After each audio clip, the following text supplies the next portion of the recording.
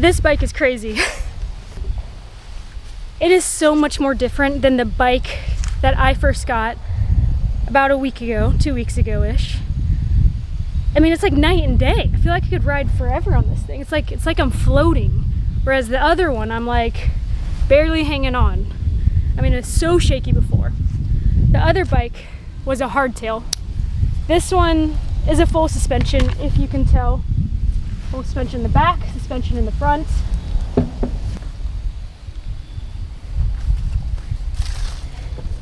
And another cool thing about it is that it has 29-inch wheels, whereas the other one had 27.5, which is game changer. I could tell today, just on the mile or so I did, big difference. I mean, it felt like I was just demolishing rocks and roots.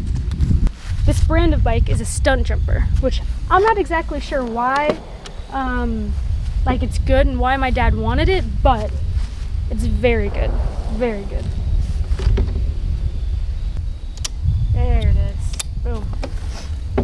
Now something I'm gonna have to do, or my dad's gonna have to do in Colorado next week, is shave down the handlebars. So currently I'm sitting at, oh, it's gonna be hard to sit on, but I'm like this, too wide, too A-frame-ish.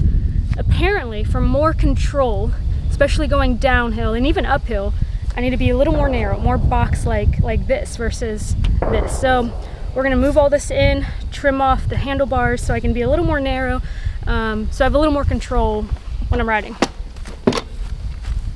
Now something I did notice that's a little different than my hardtail that I had, it's a little heavier. When I'm pushing down and up for jumps, I'm having to use a ton more momentum and ton more core, which I wasn't expecting. Whereas I feel like with a hardtail, since it was so much lighter, I just kind of flew over those things. But this one, I really have to work in my legs, in my body, to like push myself up it, if it makes sense. It also makes it a little harder putting it on this thing. Nope, gotta go from here.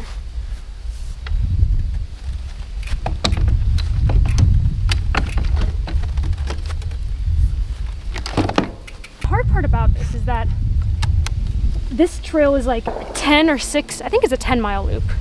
And I didn't want to do 10 miles today just because the last couple of days I rode really hard, and so I just wanted to test this bike out since I got it literally last night.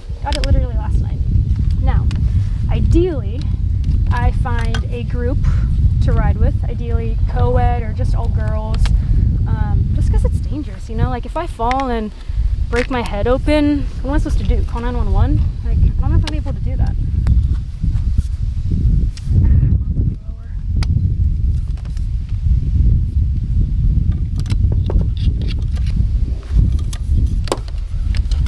More secure. I like that. Now, you might be wondering, maybe you're not wondering, honestly, maybe you just clicked on this video randomly, but why I'm getting into mountain biking. And this is the 4th time I've ever ridden a mountain bike, like legit. The past 3 times it's been with my dad and my stepmom. And my dad, he recently got into it about 3 or 4 months ago-ish.